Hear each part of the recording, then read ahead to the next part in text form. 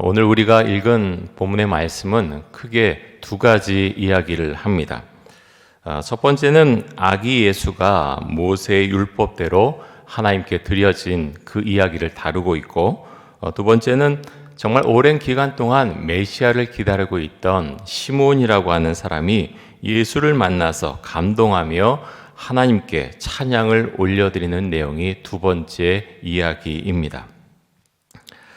천사 가브리엘이 마리아에게 나타나서 내가 앞으로 성령으로 잉태되어 하나님의 아들을 낳을 것이라고 말을 전해 주었습니다. 그리고 아들의 이름을 미리 알려주었지요. 여러분, 그 이름이 무엇입니까? 예수라고 이름을 지어라 라고 그렇게 말했습니다. 여러분, 예수는 여호와는 구원이시다, 여호와는 구원이시다 라는 의미를 갖고 있습니다. 마태복음 1장 21절에서는 조금 더 길게 설명을 했지요. 마태복음 1장 21절에서는 이렇게 설명합니다. 자기 백성을 그들의 죄에서 구원할 자, 자기 백성을 그들의 죄에서 구원할 자라고 설명을 합니다. 예수님은 이 땅에 오실 때 유대 땅에서 태어나셨지요. 그리고 유대인으로 오셨습니다. 예수님께서 이 땅에 오셔서 유대인으로 나셨는데 모세의 율법이 있었지요. 하나님께서 그 모세의 율법을 지키라고 말씀하셨습니다. 예수님께서 완전한 인간으로 이 땅에 오셨지요. 그래서 모세의 율법을 그대로 어릴 때부터 다 지키면서 살아가십니다. 유대인들은 장자를 하나님께 드렸습니다. 예수님도 장자였기 때문에 하나님께 온전히 드려지는 예식을 치렀습니다. 여러분, 유대인들이 어떤 이유 때문에 장자를 하나님께 드립니까? 이스라엘 백성들이 출애굽하기 전에 애굽에서 노예로 살았지요. 하나님께서 그 땅에 10가지 재앙을 내려주셔서 애굽을 탈출하게 해주셨는데요. 마지막 10번째 재앙이 장자의 죽음입니다. 어린 양의 피를 문설주나 문인방에 바르면 죽음의 사자가 그냥 넘어갔지만 그렇지 않은 집은 그 안에 들어가서 장자를 죽게 했습니다. 무서운 재앙이었는데요. 이스라엘 백성들은 이것을 기억합니다. 잠시만 기억한 것이 아니라 계속해서 이것을 기억하죠. 그래서 장자는 우리의 것이 아니라 하나님의 것이다, 그렇게 믿고 또 그렇게 말씀하셨기 때문에 장자를 하나님 앞에 올려드렸습니다. 여러분, 우리도 하나님께 드린 사람들이죠. 목회자만 그런 것이 아니라 그리스도를 믿는 사람들은 누구나 우리의 몸과 영을 주 앞에 드린 사람들입니다. 여러분, 로마서 12장에 보면 너희 몸을 하나님이 기뻐하시는 거룩한 산 제물로 드리라, 너희 몸을 하나님이 기뻐하시는 거룩한 산 제물로 드리라 라고 말씀합니다.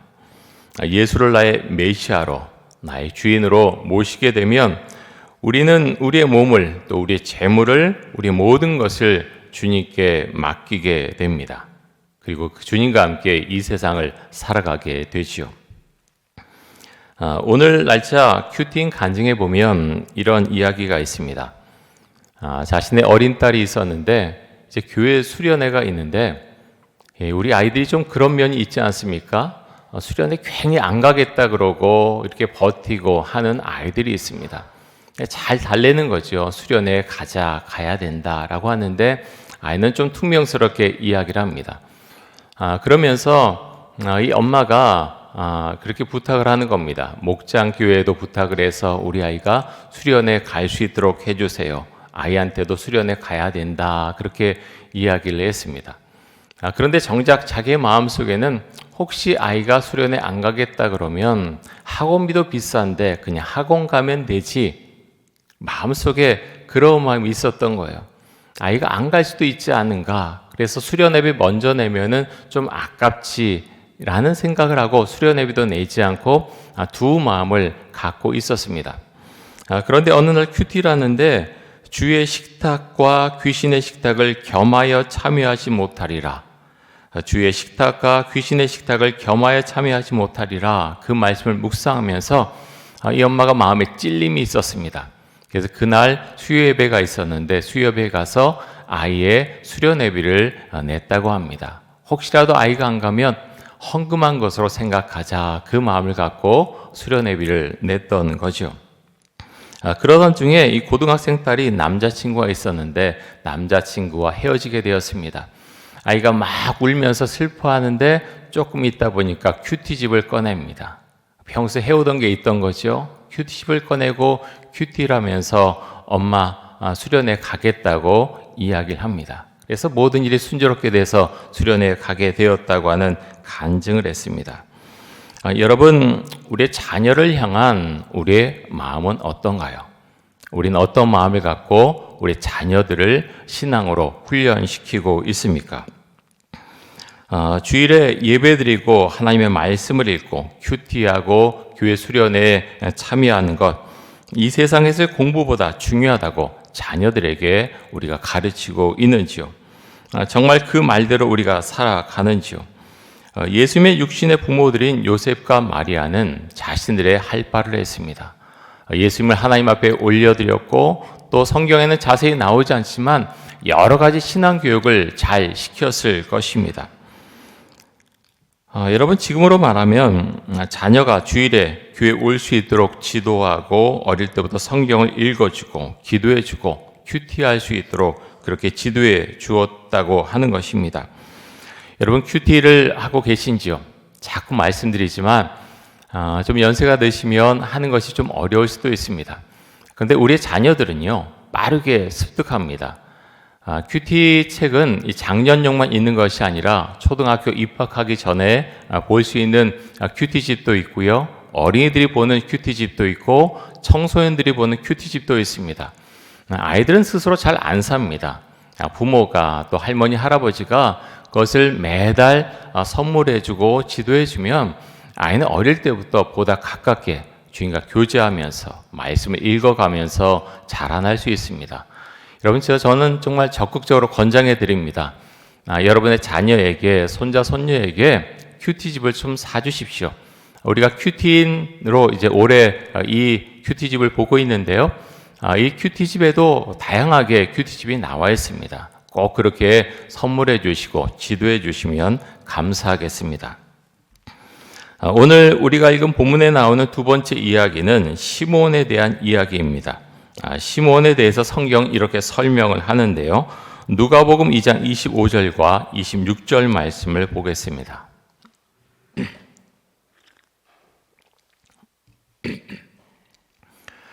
이렇게 말씀합니다. 예루살렘에 시몬이라는 사람이 있으니 이 사람은 의롭고 경건하여 이스라엘의 위로를 기다리는 자라. 성령이 그 위에 계시더라. 그가 주의 그리스도를 보기 전에는 죽지 아니하리라 하는 성령의 지시를 받았더니, 시몬은 성령이 충만한 사람이었습니다. 그리고 그리스도를 기다리는 사람이었습니다. 성령의 감동으로 성전에 들어간 시몬은 예수님을 만나게 됩니다. 여러분, 어떻게 알 수 있었을까요? 시몬은 그것을 위해서 기도했던 사람입니다. 내가 예수를 만나기 전에는, 메시아를 만나기 전에는 죽지 아니하리라 하나님께서 미리 말씀하셨기 때문에 그 생각을 늘 품고 살던 사람이었습니다. 그래서 하나님께서 예수님을 보고 이분이 바로 메시아이시다라는 것을 시몬에게 알려주셨겠죠. 그래서 시몬은 예수님을 만나게 됩니다. 시몬은 또 이렇게 말을 하지요. 누가복음 2장 34절입니다. 누가복음 2장 34절 우리 같이 한번 읽겠습니다. 시몬이 그들에게 축복하고 그의 어머니 마리아에게 말하여 이르되 보라, 이는 이스라엘 중 많은 사람을 피하거나 흥하게 하며 비방을 받는 표적이 되기 위하여 세움을 받았고. 아멘. 자, 이 말씀대로 그대로 이루어지게 되지요. 예수님을 믿는 사람 구원을 받습니다. 흥하게 되지요. 하지만 모두가 그런 것은 아니죠. 비방을 받는 표적이 되기도 합니다. 예수님께서 비방을 받는 표적이 되기도 하죠. 예수를 믿지 않고 예수님을 거짓 선자라고 하고 거짓말쟁이라고 하는 사람들이 있었습니다. 지금도 유대인들은, 대부분의 사람들은 예수님이 메시아라고 믿지 않습니다. 거짓된 것이라고 그렇게 주장을 하죠. 여러분, 영적인 세계는 아주 분명합니다. 예수님을 믿고 구원을 받든지 아니면 그 반대편에 서서 예수가 메시아라고 믿고 그 반대의 삶을 살아가든지 둘 중에 하나의 삶을 살아가게 됩니다. 고린도전서 1장 18절에 보면 이렇게 말씀합니다. 우리 같이 한번 읽겠습니다. 십자가의 도가 멸망하는 자들에게는 미련한 것이요 구원을 받는 우리에게는 하나님의 능력이라. 아멘. 여러분, 이런 신앙의 고백이 있으시죠? 십자가의 도, 십자가의 길이 멸망하는 자들에게는 미련하게 보입니다. 여러분, 그렇지요? 예수님을 모르는 사람들 그렇게 말합니다. 뭐하러 교회 가냐? 특별히 요즘 굉장히 시끄럽지요? 뭐하러 교회를 갑니까? 참 미련하지 않습니까?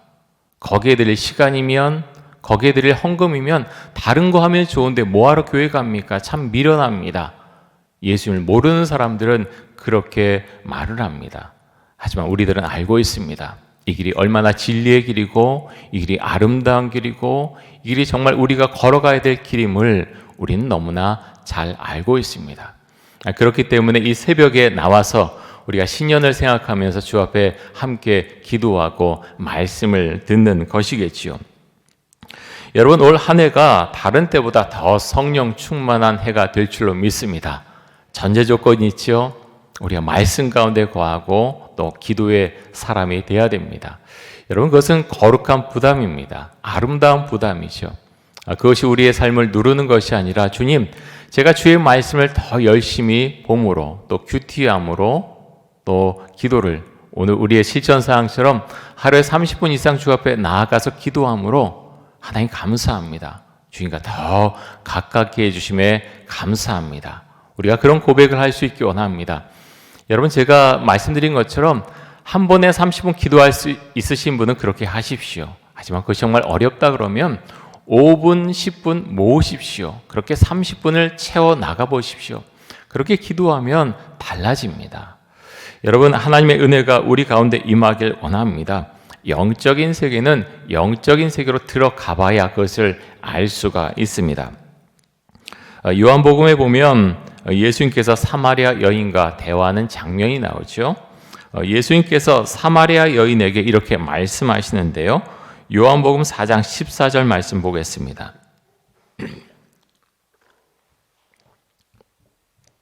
우리 같이 한번 읽습니다. 내가 주는 물을 마시는 자는 영원히 목마르지 아니하리니 내가 주는 물은 그 속에서 영생하도록 솟아나는 샘물이 되리라. 아멘. 여러분, 이 고백을 우리가 평생토록 주 앞에 드리면서 살아갈 수 있길 원합니다. 사마리아 여인은 헛된 것을 구했지만 예수님은 알고 있었습니다. 정말 어떤 물을 마셔야 되는가? 그 영혼의 샘이 되는 물이 어떤 것인가?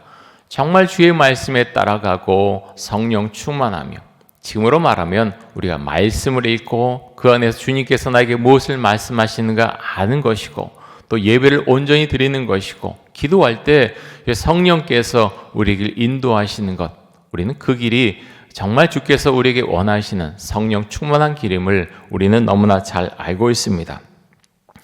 여러분, 우리가 이런 삶에서 벗어나지 않고 그 길을 걸어갈 수 있길 원합니다. 우리가 삶 가운데 많은 일들을 만나지요.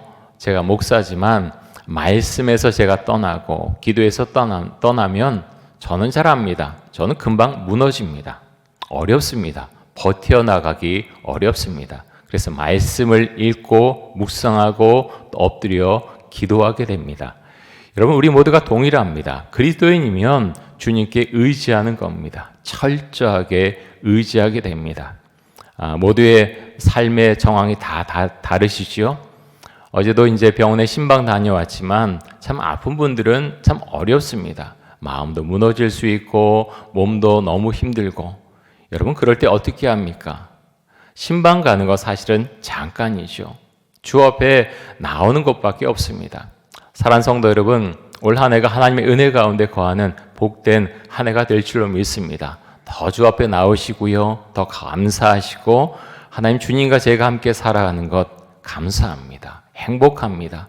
제가 만난 주님, 다른 사람들에게 제가 설명하면서 예수님이 어떤 분이신가 제가 설명할 수 있길 원합니다. 내가 만난 예수님을 전하겠습니다. 그렇게 늘 기도하시면서 그것이 정말 우리의 삶을 누르는 것이 아니라 주님, 제가 주님을 설명할 수 있어서 제가 만난 주님을 그렇게 다른 사람에게 말할 수 있어서 전할 수 있어서 얼마나 감사한지 모르겠습니다. 우리가 주 앞에 그렇게 기도하면서 또 그렇게 고백하면서 살아갈 수 있길 원합니다. 하나님께서 우리 함께 하실 줄 믿습니다. 우리 함께 기도하겠습니다.